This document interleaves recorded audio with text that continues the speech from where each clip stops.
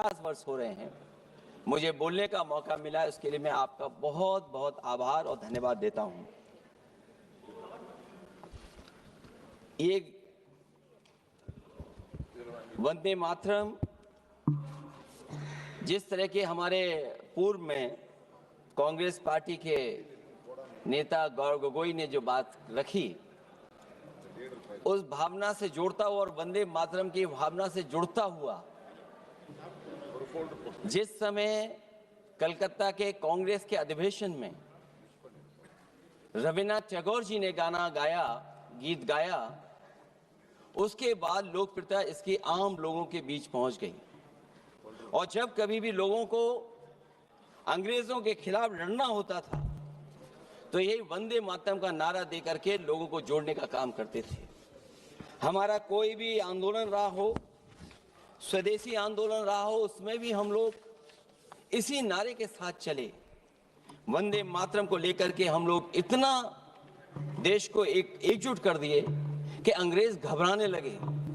और जब अंग्रेज घबराने लगे तो जहां कहीं भी वो देखते थे कि ये नारा लग रहा है, वहां पर देशद्रोही का कानून लगाकर लोगों को जेल भेज देते। ये भी इतिहास है कि जिस समय बंगाल में बच्चों ने गाना गाया, इस गीत को अपने क्लासरूम में गाया, उस समय भी अंग्रेजों ने उनके खिलाफ मुकदमा लगा के उन्हें जेल भेजने का काम किया। ये वंदे मातरम अंग्रेजों ने बैन भी कर दिया। 1905 से लेकर के 1908 तक बैन कर दिया गया। और बैन के बाद भी लोग माने नहीं, हमारे क्रांतिकारी लोग माने नहीं, और वंदे मातरम को हमेशा उन्होंने अपने दिल और दिमाग में रखा और जनता के बीच में इस आंदोलन को आगे बढ़ाते रहे। सभापति महोदय, जो हमारे सत्ता पक्ष के लोग हैं वो हर चीज को ओन करना चाहते हैं। ये 150वें वर्ष में जब हम वंदे मातरम याद कर रहे हैं, बंकिम चंद्र चट्टोपाध्याय जी को हम याद कर रहे हैं कि उन्होंने इतना महान गीत हमें दिया है। सत्ता पक्ष के लोग समय समय पर हमें देखने को मिलता है कि जो महापुरुष उनके नहीं हैं या जो चीज उनकी अच्छी नहीं है, उनको वो ओन करना चाहते हैं। 150वें वर्ष वंदे मातरम, मैं अभी वो बात कहूंगा और मैं बात कहूंगा और हमारे मंत्री जी उसका जवाब देना। सभापति महोदय, क्योंकि ये बात ओन करने की आ रही है, अपनाने की बात आ रही है, तो मैं सभापति महोदय, मैं अपने सत्ता पक्ष के लोगों को याद दिलाना चाहता हूं। सत्ता पक्ष के लोगों की जो पार्टी आज है, भारतीय जनता पार्टी, जिस समय गठन हो रहा था, हमारे मुंबई और महाराष्ट्र के लोग जानते होंगे कि जिस समय गठन की चर्चा थी, उस समय आपके जो अध्यक्ष चुने गए थे, उनको जो भाषण देना, उस पर भी बहस चल रही थी। और बहस इस बात की थी कि भारतीय जनता पार्टी सेकुलर रास्ते पे जाएगी, सोशलिस्ट रास्ते पे जाएगी कि नहीं जाएगी। तमाम विरोध के बाद भी उस समय के उनके राष्ट्रीय अध्यक्ष जो चुने गए थे, उन्होंने वही रास्ता अपनाया अपने भाषण में। समाजवादी आंदोलन, समाजवादी विचारधारा और सेकुलर रास्ता अपनाया। और वही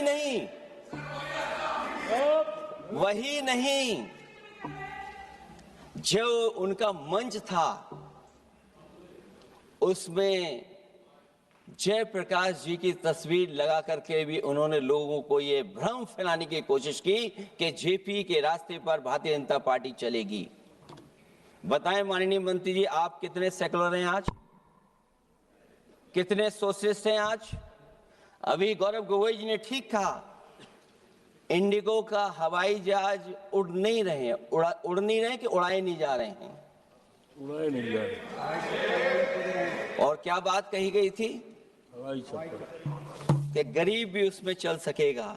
इसलिए सभापति महोदय, मैं बात दूसरी तरफ नहीं ले जाना चाहता हूं। वंदे मातरम सिर्फ गाने के लिए नहीं है, निभाने के लिए भी होना चाहिए।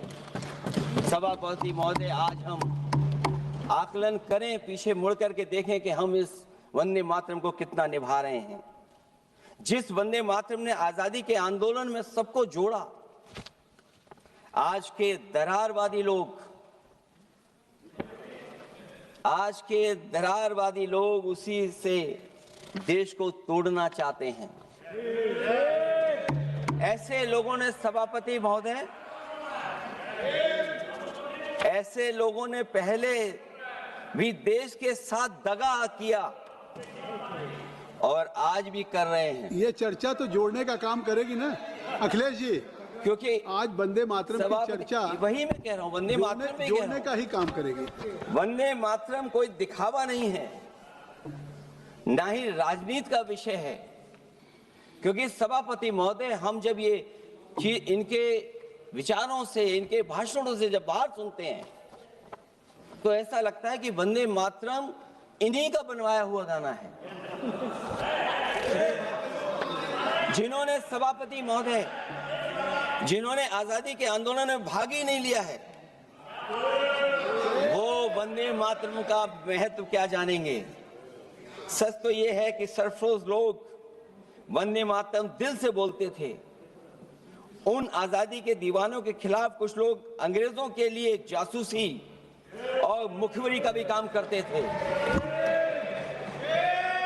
दरअसल ये राष्ट्रवादी नहीं बल्कि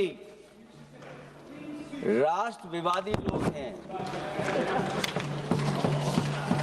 जहां विवाद करना हो, कभी अंग्रेज विवाद कर करके, डिवाइड कर करके, डिवीजन कर करके राज किया करते थे।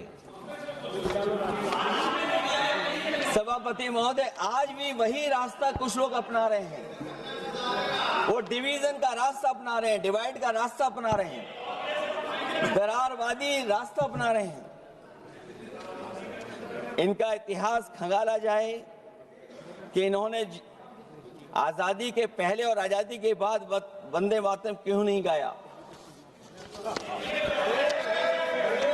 ये सभापति महोदय, आज जब हम वंदे मातरम पे इतनी चर्चा कर रहे हैं, जिस भाव से हम लोग यहाँ बैठे हैं, कम से कम ये भी खंगाला जाए इतिहास में कि वंदे मातरम कुछ लोगों ने कब गाया।